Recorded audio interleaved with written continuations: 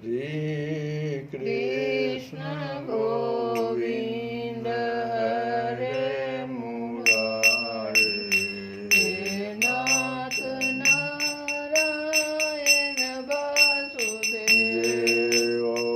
श्री कृष्ण गोविंद हरे मुरारे, हे नाथ नारायण वासुदेव। हे नाथ नारायण वासुदेव, हे नाथ नारायण वासुदेव, हे नाथ नारायण वासुदेव, हे नाथ नारायण वासुदेव। श्री कृष्ण गोविंद हरे मुरारे, हे नाथ नारायण वासुदेव। हरे राम, राम राम हरे हरे, हरे कृष्ण कृष्ण कृष्ण कृष्ण हरे हरे, राम हरे राम, राम राम हरे हरे, कृष्ण हरे कृष्ण,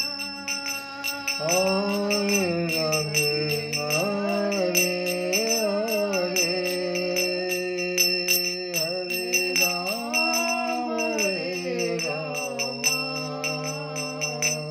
राम राम हरे हरे, हरे कृष्ण कृष्ण कृष्ण हरे हरे।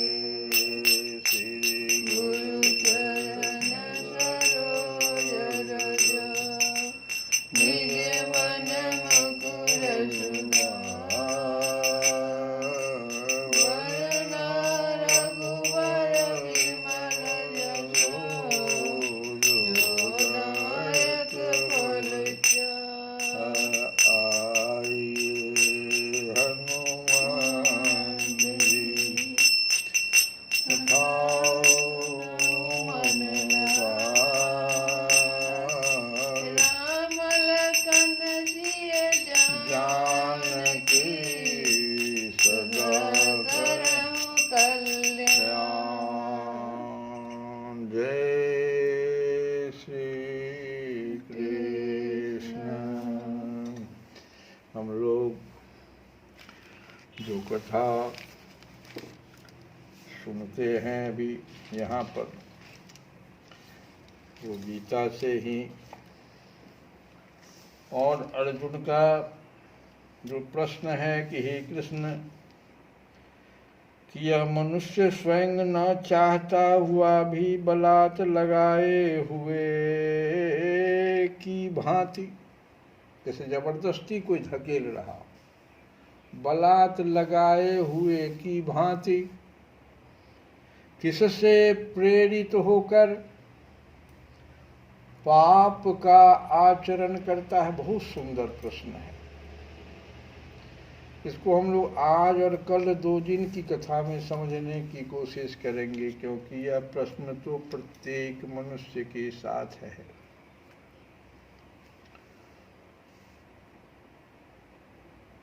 वह इच्छा पूर्वक पाप कर्म नहीं करता, तथापि बलात् उसके द्वारा रोगी से कुपथ सेवन की भांति, कोई रोगी है उसको कुपथ की ओर जैसे कैसे ले जाता है, पाप कर्म बन जाते हैं। ये अर्जुन का प्रश्न है। तो उसमें कहता है कि क्या उसमें कोई प्रारब्ध है, उसके कारण बाध्य होकर वैसा पाप करता है, अथवा इसका कोई दूसरा ही कारण है। और एक बात और अर्जुन कह देता है कि क्या स्वयं परमेश्वर ही लोगों को पापों में नियुक्त करते हैं जिसके कारण वे उनसे हट नहीं सकते। तो भगवान कहते ये तीनों बात नहीं है। कहते हैं कि कामः एषः क्रोधः एषः रजोगुण समुद्भवः महासनः महापाप्मा विद्धेनम वैरिणम। रजोगुण से उत्पन्न हुआ यह काम ही, भगवान कह रहे हैं, भगवान बोल रहे हैं, हे अर्जुन सुनो कि रजोगुण से उत्पन्न हुआ यह काम ही क्रोध है। यह बहुत खाने वाला अर्थात भोगों से कभी न अघाने वाला और बड़ा पापी है। महासनः, महासनः का माने है, अर्थ होता है बहुत खाने वाला, अर्थात भोगों से कभी न घाने वाला। ऐसे ही व्यक्ति को महासनः कहा जाता है। और महापाप्मा, बड़ा पापी है। कौन? यह काम ही क्रोध है। रजोगुण से उत्पन्न हुआ यह काम, जो फिर आगे क्रोध का रूप ले लेता है। तो सबसे मूल हुआ रजोगुण से उत्पन्न हुआ यह काम, यह बहुत खाने वाला महासना और महापापमा, बड़ा पापी है। इसको ही तू इस विषय में बैरी जान। यही शत्रु है। तो तुम पूछा ना, के करवा देता है? बस एकमात्र एक ही चीज पर भगवान का, रजोगुण से उत्पन्न हुआ यह काम। इसी चीज को हम लोग समझने की कोशिश करेंगे। काम की उत्पत्ति रजोगुण से होती है। काम की जो उत्पत्ति है ना, इसीलिए कहा जाता है कि अपने ये जो तीन गुण है, सत्वगुण, रजोगुण और तमोगुण, किसकी वृद्धि हम कर रहे हैं, इस पर ध्यान देना पड़ेगा। बहुत लोग प्रश्न कर रहे हैं कि प्याज लहसुन क्या कर लेगा, ये तो वैज्ञानिक है, ये तो आयुर्वेद का एक प्रकार से दवा है।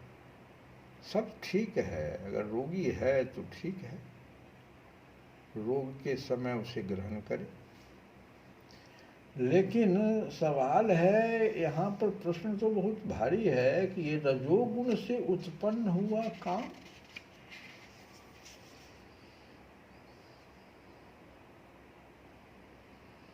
और काम और क्रोध दोनों ही मनुष्य के शत्रु हैं।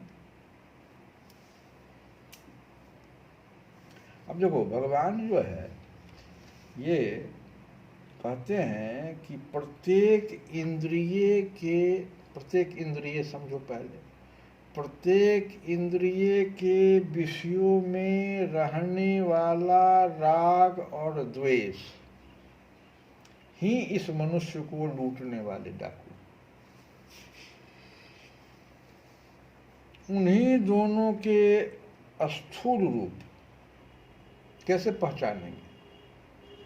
इस राग द्वेष को, जो प्रत्येक इंद्रिय के विषयों में रहने वाला राग और द्वेष, हम पहचानेंगे कैसे? इनका कोई स्थूल रूप है क्या? तो हाँ है ना, काम और क्रोध। बहुत कामना अगर कर रहा है,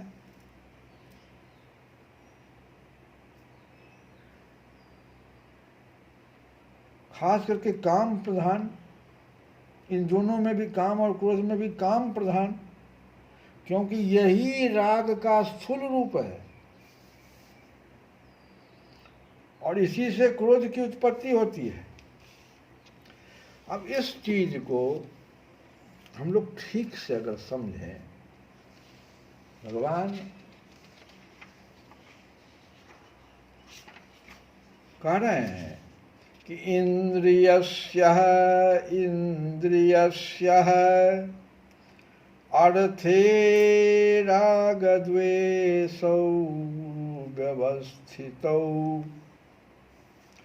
इंद्रियस्यः इंद्रियस्यः, इंद्रिये इंद्रिये के अर्थ में, अर्थात प्रत्येक इंद्रिय के विषय में। राग द्वेषौ, राग और द्वेष व्यवस्थितौ, छिपे हुए स्थित है।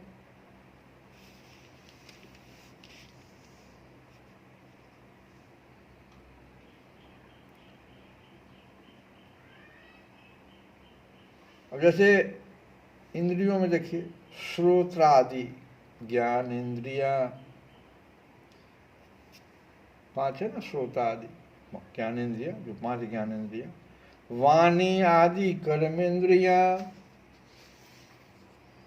और अंतःकरण, उसके साथ अंतःकरण, इन सब का ग्रहण करने के लिए एवं उनमें से प्रत्येक इंद्रिय के प्रत्येक विषय में अलग अलग राग द्वेष की स्थिति दिखलाने के लिए, देखो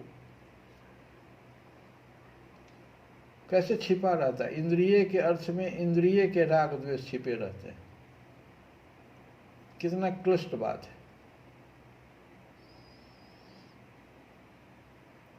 होता क्या है कि जिनके साथ इंद्रियों का संयोग वियोग होता रहता है, उन सभी विषयों में राग और द्वेष दोनों ही अलग अलग छिपे रहते हैं। लेकिन इस तरह से अगर अर्थ ले ले तो ठीक से समझ में नहीं आएगा, क्योंकि इंद्रियां भी अनेक है और उनके विषय भी अनेक है। फिर एक ही इंद्रिय के विषय में एक ही इंद्रिय के राग द्वेष स्थित है, यह कहना कैसे सार्थक हो सकता है।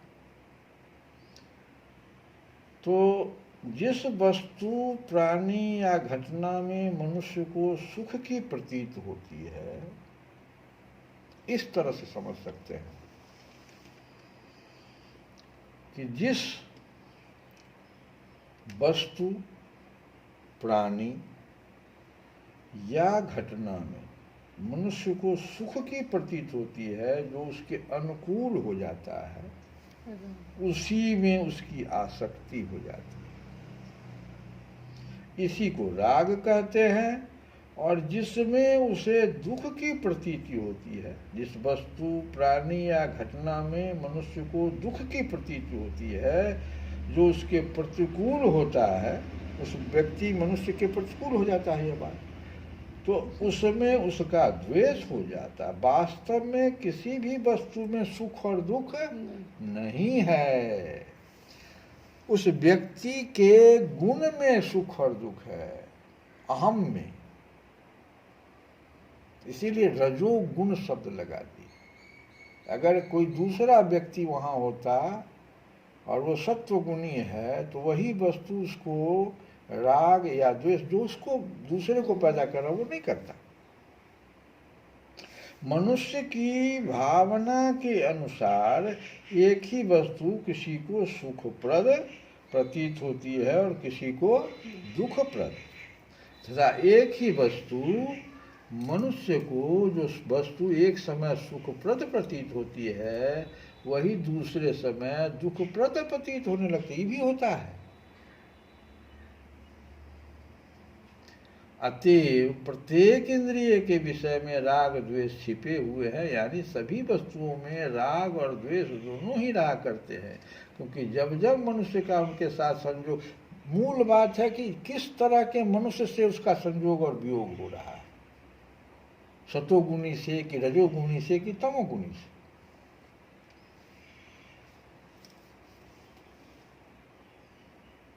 जब जब संयोग वियोग होता है मनुष्य का, तब तब राग द्वेष का प्रादुर्भाव होता देखा जाता है। अब देखो, इस चीज को हम लोग और भी गहराई से समझे, क्योंकि विषय बहुत ही सुंदर है, बड़ा सार्थक है। प्रत्येक इंद्रिय, अब प्रत्येक इंद्रिय में यहाँ पर देखो, जैसे कान हुआ, श्रोत्र कहते हैं उसको, त्वचा, नेत्र, रसना और घ्राण, ये 5 ज्ञानेंद्रिय हों, और इसके प्रत्येक विषय, अब इसका विषय देखो क्या है। जैसे श्रोत्र का शब्द है, कान का शब्द है, त्वचा का स्पर्श है, नेत्र का रूप है, रसना का रस है और घ्राण का गंध है। तो ये विषय हो गए। तो प्रत्येक इंद्रिय के प्रत्येक विषय, और उसमें अनुकूलता और प्रतिकूलता, और प्रत्येक विषय देखो, विषय तो बता ही दिए, शब्द, स्पर्श, रूप, रस और गंध। तो इसमें अनुकूलता, कोई एक इंद्रिय का, जैसे भोजन में ही एक रसेंद्रिय का ही ले लें, रसना का ले लें, तो किसी में अनुकूलता और किसी में प्रतिकूलता। एक ही वस्तु है लेकिन किसी एक व्यक्ति में अनुकूलता, जैसे मिर्ची ही, छोटा सा एग्जाम्पल, मिर्ची ले ले, किसी को बड़ी अनुकूल लग रहा है, किसी को बड़ा प्रतिकूल लग रहा है। तो मिर्ची में तो कोई राग द्वेष नहीं है, वो तो ग्रहण करने वाले में हो रहा है। तो उसमें अनुकूलता और प्रतिकूलता की मान्यता से मनुष्य में कैसा आपका मान्यता है, उससे राग द्वेष स्थित रहते हैं। इंद्रिय के विषय में अनुकूलता का भाव होने पर मनुष्य का उस विषय में राग हो जाता है, और प्रतिकूलता का भाव होने पर, जैसे मिर्ची सामने आया, आहा मेरे लिए बहुत सुंदर, बड़ा बढ़िया, कितना बढ़िया मिर्चाई है, लेकिन अगर वही किसी दूसरे व्यक्ति को दे दिया जाए, उसको प्रतिकूलता जैसे नजर आएगा, तो वहाँ द्वेष आ जाएगा, उसको उस विषय पे द्वेष हो जाता है।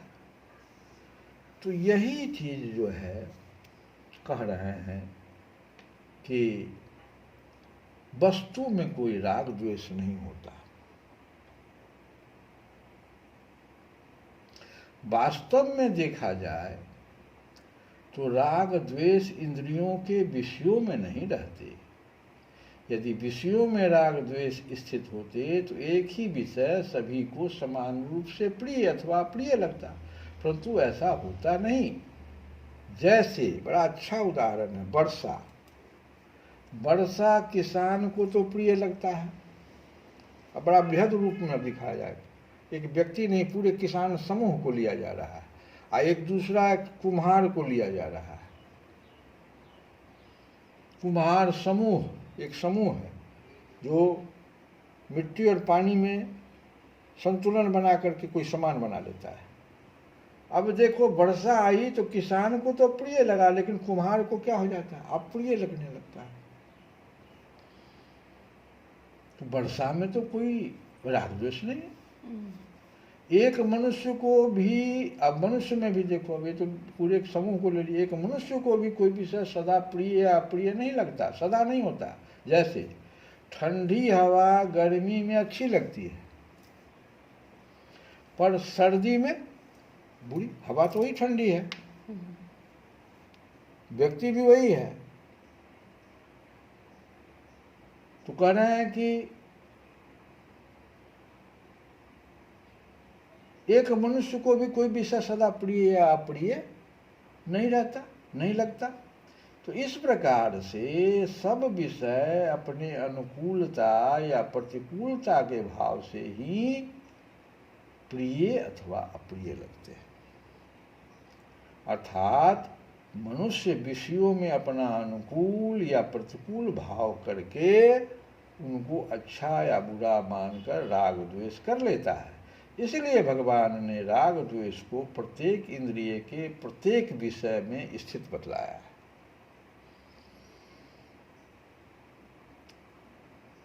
वास्तव में अगर देखा जाए तो राग द्वेष अहम में रहता है, मैंपन में रहता है। शरीर हम है क्या? हम किसको कहते हैं?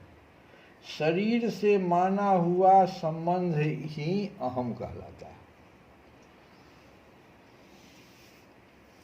अब ये इसको समझेंगे हम लोग कल कि शरीर से माना हुआ संबंध और राग द्वेष अहम में रहता है, क्योंकि भगवान ने रसवर्जम रसो अवश्यस्य पद में अस्य पद से यह लक्ष्य कराया है कि राग द्वेष माने हुए अहम में, साधक के अहम में रहते हैं।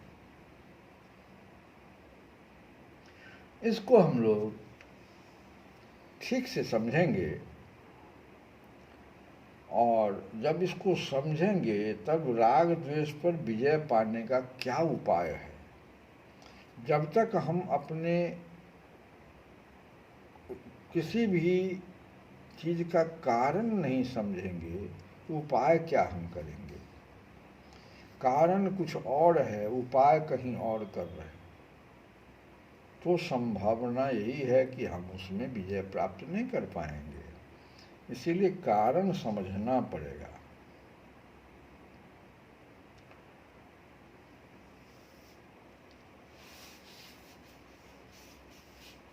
शास्त्र को कहते हैं कि शास्त्र को सामने रखकर किसी कर्म में प्रवृत्ति या निवृत्त होने से राग द्वेष मिट जाता है। एक सूत्र है, लेकिन क्लिष्ट है ये। क्लिष्ट क्या है? सबको शास्त्र तो नहीं आता। तो वहां पर फिर एक दूसरा सूत्र भी बाल व्यास जी ने दे दिया है, पद्म पुराण में आया है, महर्षि वेद व्यास जी के। कहते हैं कि हे मनुष्यों, तुम लोग धर्म का सार सुनो। जब शास्त्र नहीं समझते हो तो धर्म का सार सुन लो। क्या सार है? कि श्रूयताम धर्म सर्वस्वम श्रुत्वा चैव वधार्यताम आत्मनः प्रतिकूलानि, जो हमें बुरा लगता है। आत्मनः प्रतिकूलानि परेषां न समाचरेत्। दूसरे के लिए हम क्या करेंगे ऐसा? कहते हैं कि हे मनुष्यों, तुम लोग धर्म का सार सुनो और सुनकर ग्रहण करो, धारण करो कि जो हम अपने लिए नहीं चाहते उसको दूसरों के प्रति ना करें। अब हम लोग एक ही लाइन भजन गाएं और 2 माँ से ही प्रार्थना करें, क्योंकि वही हमारी बुद्धि को इस लायक बना सकती हैं कि हम जो है इस राग द्वेष पर विजय प्राप्त करेंगे। जगदम्बहि अवलंब हमर जगदम्बहि अवलंब हमर हे माए, हे माए यहाँ बिनु आस के कर जगदम्बहि अवलंब हमर हे माए अहाँ बिनु आस के कर माए अहाँ बिनु आस के कर हे माए यहाँ बिनु आस के कर जगदम्बहि अवलंब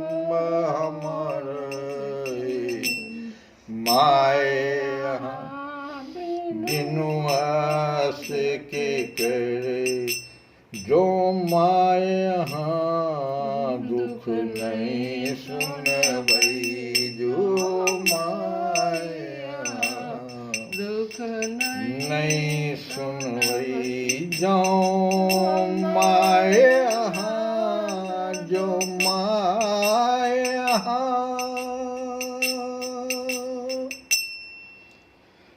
अरे दुख नहीं सुनवई तो जाए कहूँ केरा कहवई, तो जाए कहूँ के करा कहवई, तो जाए कहूँ के करा कहवई। देखू हम पहलों बीच भंवर, देखो हम पड़लों बीच भंवर, हे माए बिनु आस के कर जगदम्बरी अवलंब हमरे,